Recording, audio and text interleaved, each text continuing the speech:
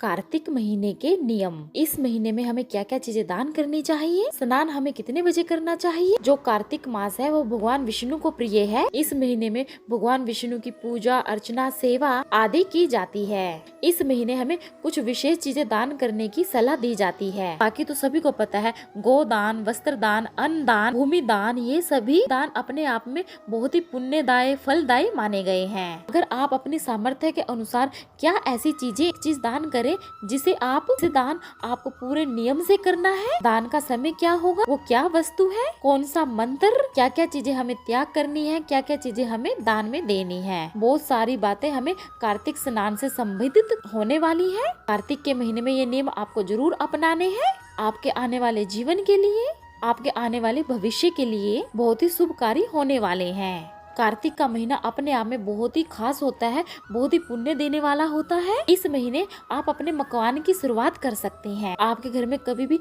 धन हानि की कोई कमी नहीं रहती है। पुत्र की पौत्र की सबकी प्राप्ति होती है। आपके घर में सभी सुख मिलता है। आप अगर इस महीने से, कार्तिक के महीने से अपने मकान बनवाने की शुरुआत करते हैं। कार्तिक के महीने में स्नान का बड़ा ही बहुत महत्व बताया गया है। अगर आप कार्तिक का स्नान करना चाहते हैं, कार्तिक स्नान के नियम लेने चाहते हैं, आपको पूरे महीने, कार्तिक के महीने में रेगुलर पूरे एक महीने आपको ब्रह्म मुहूर्त में उठकर ही स्नान करना है। कार्तिक के महीने की शुरुआत कब से हो रही है और कब है कार्तिक का महीना समाप्त, पहले ये जान लेते हैं। द्वार मास का जो पूर्णिमा होता है, जिसे अश्विन मास की पूर्णिमा कहते हैं, शरद पूर्णिमा यानी कि इसी दिन से हमें स्नान का नियम लेना चाहिए। यानी कि शरद पूर्णिमा से ही हमें स्नान का नियम लेना चाहिए। जो हमें छोड़ना है, जो हमें खाना है, वह हमें शरद पूर्णिमा से ही स्टार्ट करना चाहिए और यह कार्तिक पूर्णिमा तक चलता है। शरद पूर्णिमा 28 अक्टूबर को है। 28 अक्टूबर को शाम को 6:49 पर पूर्णिमा तिथि शुरू हो रही है और 29 अक्टूबर को 3 बजकर दोपहर में 27 मिनट पर समाप्त हो रही है। इस बार पूर्णिमा पर चंद्र ग्रहण लग रहा है। तो जो स्नान दान की पूर्णिमा है, जो पूजा पाठ की पूर्णिमा है, यानी कि व्रत की पूर्णिमा है, वह हम 29 तारीख से ही लेंगे। व्रत का नियम भी हम 29 तारीख से ही लेंगे। व्रत भी हम 29 तारीख को ही रखेंगे, क्योंकि 29 तारीख को हमें ब्रह्म मुहूर्त में ही पूर्णिमा मिल रही है और हमें ब्रह्म मुहूर्त की पूर्णिमा मिल रही है, तो हमें 29 तारीख से ही पूर्णिमा का स्नान करना है। इस चंद्र ग्रहण का हमें सूतक पातक का जरूर नियम लेना है, क्योंकि यह चंद्र ग्रहण है और भारत में दिखाई देगा। स्नान कार्तिक का आप सूर्य उदय से पहले ही कर ले, ये नियम के ही अंतर्गत आता है। हमें ब्रह्म मुहूर्त में ही उठकर स्नान आदि करने के बाद ही हमें भजन कीर्तन करना है। भजन हमें किससे का करना है, हमें भगवान विष्णु हरि का भजन करना है, तुलसी माता का भजन करना, कीर्तन करना है, आरती करनी है, पथवारी माता की करनी है। फिर हमें मंदिर में जाना है, हमें शिव शंकर पर हर रोज जल अर्पित करना है। शिव शंकर पर हमें 5 बेलपत्र हर रोज अर्पित करने हैं। फिर हमें पीपल के पेड़ पर जाना है, पीपल के पेड़ की हमें पूजा करनी है। पीपल के पेड़ पर हमें मीठा जल अर्पित जरूर करना है। मीठा जल पीपल के पेड़ पर हमें अर्पित करने के बाद वहाँ पे हमें दीपक जरूर जलाना है। हो सके तो पीपल के पेड़ के नीचे, वहाँ काफ़ी माताएं बहनें बैठी होती हैं, भजन कीर्तन करती होती हैं, तो वहाँ पर आप पीपल के पेड़ की बैठकर कथा भी जरूर करें, क्योंकि पूरे कार्तिक के महीने में पीपल के पेड़ पर लक्ष्मी नारायण का वास होता है। कि ये पूरा का पूरा महीना भगवान विष्णु और लक्ष्मी माता को ही अर्पित होता है। और भगवान विष्णु की पूजा अकेले नहीं की जाती है, भगवान विष्णु की पूजा माता लक्ष्मी जी के साथ की जाती है। अगर इस महीने आप देव वृक्षों पर अगर जल अर्पित करते हैं, तो यह आपके लिए बहुत ही लाभदायक होता है। जितने भी देव वृक्ष होते हैं, उनकी पूजा अर्चना करना आपके लिए बड़ा ही फलदायी होता है। चाहे आप पीपल के वृक्ष में जल अर्पित करें, चाहे आप आंवले के वृक्ष में जल अर्पित करें, चाहे आप केले के वृक्ष में जल अर्पित करें, चाहे आप तुलसी के वृक्ष में ही जल अर्पित करें, ये सभी देव वृक्ष देवों के अंतर्गत आते हैं। तुलसी जी में माता लक्ष्मी का और विष्णु भगवान का वास होता है। अगर आप तुलसी में शालिग्राम रखकर पूजा अर्चना करते हैं, तो इससे आपका कार्तिक का महीना संपूर्ण फल आपको पूरा मिलता है। इस महीने, कार्तिक के महीने में आप शरद पूर्णिमा के दिन आपको दीपदान का नियम लेना है। आप जो भी नियम उठाएंगे, स्नान का उठाएंगे, दीपदान का उठाएंगे, सबका आपको नियम लेकर संकल्प जरूर करना है। अपना नाम गोत्र बोलकर आपको अपना संकल्प लेकर ही सभी नियम उठाने चाहिए। अगर आप नियम से करेंगे, सही समय पर आप अपना कार्य करेंगे, तभी उसका पुण्य फल आपको मिलता है। दीपदान का महत्व कब होता है, दीपदान का अंधेरे में प्रकाश करना, तब आपका वो दीपदान माना जाता है। तो जब आप दीपदान करते हैं, या तो आप ब्रह्म मुहूर्त में सुबह दीपदान करें, या फिर आप शाम के समय ब्रह्म मुहूर्त में ही दीप दान कर ले, क्योंकि मंदिर तो सुबह सुबह देखो महिला नहीं जा सकती, अंधेरा होता है। तो आप अपने घर में ही तुलसी जी के क्यारे में दीप दान करें, पथवारी लगाएं, आप अपने घर में ही सुबह के ब्रह्म मुहूर्त के दीप दान कर ले।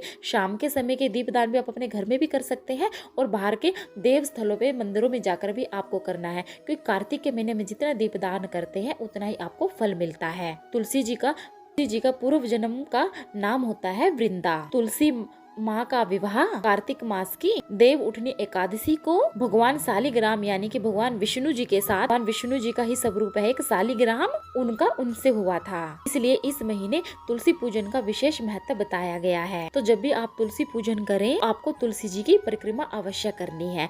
तुलसी की परिक्रमा आपको 11, 7, 5 आप जितनी आपसे हो सके उतनी आप कर सकते हैं। ऐसे स्थान पर आपको अपनी तुलसी जी को विराजमान करना है जिससे आप परिक्रमा जरूर कर सकें। आप जहाँ पर खड़े हैं वहीं से आप परिक्रमा कर सकते हैं। जिनके यहाँ पे तुलसी जी के लिए स्पेस नहीं होता, यानी कि स्पेस की जगह बहुत कम होती है, माता रानी का ध्यान करते हुए वहीं पर आप राउंड राउंड घूमकर अपनी परिक्रमा कर सकते हैं। या आप अपन मंदिर में जाते हैं, मंदिर में तो देखिए तुलसियां खुले आसमान में आंगन में होती है, तो आप मंदिर में भी जाकर तुलसी जी की परिक्रमा कर सकते हैं। तुलसी माँ की पूजा अर्चना करने से हमारे सौभाग्य में वृद्धि होती है, हमारा वैवाहिक जीवन बहुत सुखमय हो जाता है। आप तुलसी जी की पूजा में कुछ विशेष चीजें का ध्यान रखते हैं तो आपके जीवन में जरूर सुख समृद्धि आती है। तुलसी जी में हल्दी वाला जल जरूर अर्पित करना चाहिए, इससे आपके जीवन में समृद्धि आती है, आपका गुरु बृहस्पति मजबूत होता है। आप तुलसी जी के जल में थोड़ा सा कच्चा दूध डालती हैं, थोड़ा सा डालना होता है, 1-2 ड्रॉप ही डालना होता है। अगर ज्यादा दूध डालेंगे तो तुलसी में फंगस आ जाती है। तुलसी जी में वाला जल डाल सकती हैं,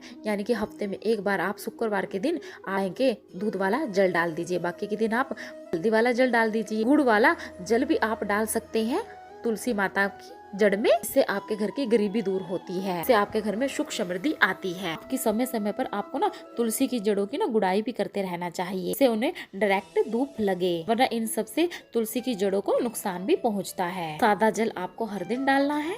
सर्दी का टाइम है, तुलसी ज्यादा जल्दी सूख जाती है, तो आपको जल ना थोड़ी ही मात्रा में डालना है। इस चीज का भी आपको ध्यान रखना है, बिल्कुल थोड़ी सी मात्रा में आप डालें।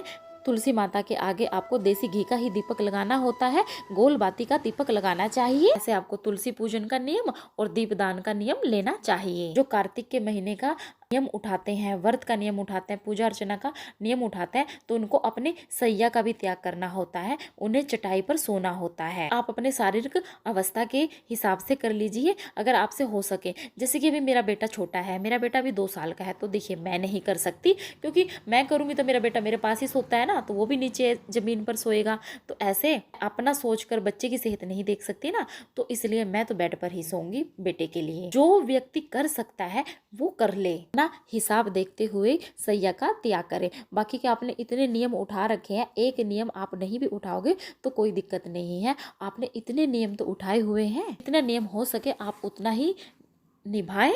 ज्यादा करने के चक्कर में अगर आपको कुछ भी ना हो पाए, ये दिक्कत वाली बात हो जाती है। इसलिए जितना आप उठाएं आप उतने उठा सकते हैं। इस महीने आंवले की भी पूजा आपको करनी चाहिए, आंवले की पूजा भी आपको करनी चाहिए और आंवले का को खाने में भी इस्तेमाल करना चाहिए। आंवले का जो वृक्ष होता है ना, वो माता लक्ष्मी को बहुत ही प्रिय होता है। आंवले वृक्ष की पूजा करना, आंवले की वृक्ष की परिक्रमा करना। कार्तिक मास की शुक्ल पक्ष की नवमी को आंवला नवमी कहा जाता है। पूरे महीने आपको कार्तिक के महीने आंवले के वृक्ष की पूजा अर्चना करनी है, जल अर्पित करना है। अगर जिनके सर पर बहुत ज्यादा कर्जा है तो उनको गोल बाती का 1 बाती का दीपक लगाना है, उसमें थोड़ी सी पीली सरसों डालनी है और शाम को 7:08 के बीच में, यानी कि 7 से 8 के बीच में आंवले के वृक्ष के नीचे आपको लक्ष्मी नारायण का नाम जपते हुए दीपक जरूर जलाना है। इससे आपको देखना आपकी आर्थिक स्थिति सुधरेगी, आपका कर्ज से जल्द उतरेगा। आंवले का आपको दान भी बहुत करना है। आंवले का मुरब्बा मंदिर में दे सकते हैं,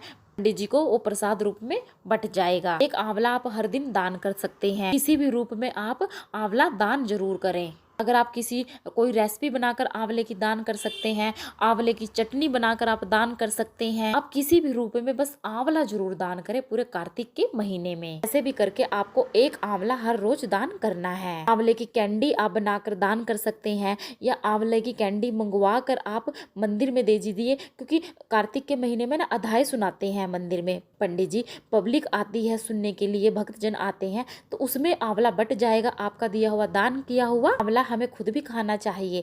आंवला आयुर्वेद के हिसाब से सेहत के लिए बड़ा ही अच्छा होता है। आंवले का हमें दीपदान भी करना चाहिए। आंवले को हमें थोड़ा सा ऊपर से काट करके उसका मैं एक दीपक बनाकर आपको दिखा दूंगी।